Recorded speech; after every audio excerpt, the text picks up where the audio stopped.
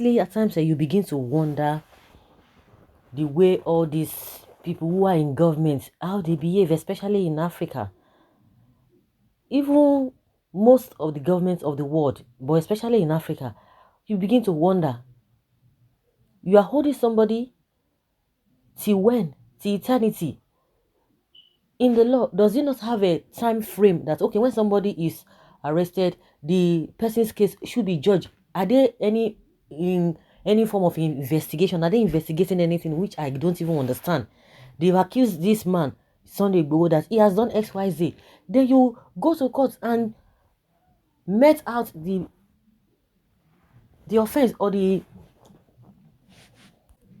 punishment. You met out the punishment of what you have accused him of doing. But at the end of the day, you are not saying anything. You just kept quiet. You just kept somebody just like that forever. The same thing is happening with a Nnamdi Kanu. Why can't they make this case so speedy? If you know that, yes, they have done or committed a very grievous offense, you make the court case so speedy, then they will know where they are. But with the way things are, you should know that they are not ready to do anything. They just want to keep them so that it will distract, or it will discourage those who are still in that, who still believe in what they believe. I think that is just the whole essence of this whole thing. Because if they have what it takes to put these guys behind bars, they should have done that. A Nigerian-American philanthropist, Soyin Daudu, has urged the Benin Republic government to immediately release Yoruba activist Sunday Adeyemo, who is currently detained in the country's prison. Igboho, who was arrested by the Republic of Benin authorities at the Cotonou airport on July 19, 2021, has since been in a detention facility in the neighboring country. Dawodu, in a statement issued on Tuesday, warned that the Beninese government must ensure the adequate release of the activist within 7 days, or face serious consequences of the nature of an economic embargo that, as a country, it may never recover from in a very long time. The philanthropist stated that the continual remand of Igboho, a popular figure among the Yoruba, might attract the fury of the people who are responsible for 80% of its revenue as a country in the last 60 years. This is said will have a negative impact on the economy of the neighboring West African states.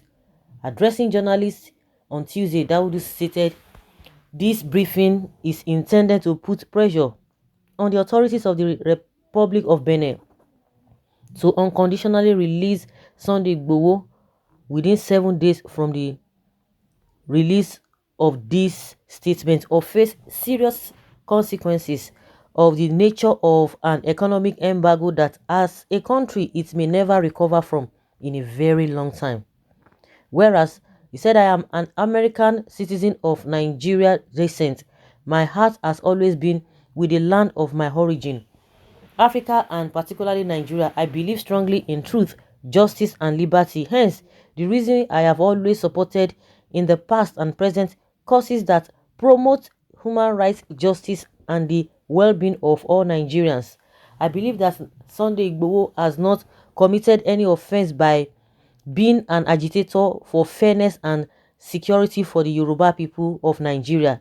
There is currently no law that is against a man's call for justice for his people. Therefore, I make this demand on behalf of my Africans in diaspora, particularly of Yoruba origin, and all persons who detest injustice and oppression, that the Republic of Benin be mindful to do the following in the immediate.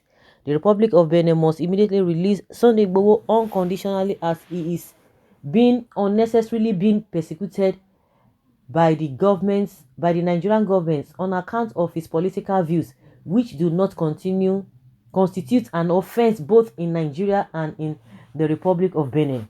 The Republic of Benin must not, under any circumstances, hand over Sunday Igboho to the Nigerian authorities for them to torture or dehumanize him. This is in tandem with the international law principle of non-refoulement, which prevents a person that is fleeing political persecution to be forcefully returned to the country of prosecution. The Nigeria justice system is inherently oppressive and systematically weak against the administration of President Muhammadu Buhari that has been famous for not obeying court orders. The Republic of Benin must allow Sunday Igboho, after his unconditional release, to exercise his right to freedom of movement and to that extent be free to travel out of the Republic of Benin to any country of his choice. It must be clear that the authorities of the Republic of Benin that the above demands are not mere wishes of whimsicalities, as there is a strong network across the world that is prepared to visit serious economic sanctions on it as a country if it fails to honor its international human rights obligations to persecuted individuals like Sunday Igboho. While it is also clear that the Republic of Benin is afraid to offend the Nigerian government and therefore prepared to kowtow or accede to the Nigerian government's demands to continue to detain Sunday Igboho until his return to Nigeria, the Beninese authorities forget that indeed 80% of its revenue as a country in the last 60 years have come from imports made by Nigerians through the Idiroko-Abeokuta border trades. The Republic of Benin must realize that Sunday Igboho is an extremely popular figure among the Yoruba people of Nigeria, and they have been the ones principally engaged in the border trades which have greatly enriched the Republic of Benin. Therefore, the Republic of Benin must tread carefully not to offend the Yoruba people, or else the consequences of a trade embargo imposed by the Yoruba people against the Republic of Benin will spell an economic disaster to it as a country. This is a very capacity to ensure that this is carried out.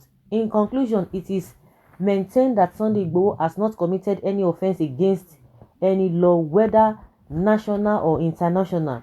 The Republic of Benin must not lend itself to be used to carry out the persecution of an innocent man, a citizen of Nigeria, because of his political views. He must be released immediately. Sahara reporters in a series of reports stated that Igboho escaped from a midnight raid on his Ibadan home by operatives of the DSS and later was arrested in Cotonou in the Benin Republic. His counsel, Chief Yomi Aliyu SAN, had filed a suit against the DSS on Igboho's behalf at the High Court in Ibadan. The court had then ordered the DSS to pay Igboho the sum of 20 billion naira as exemplary damages. Up till now, they've not done anything. Like I've always said, if you have case against them, why delaying it? Who are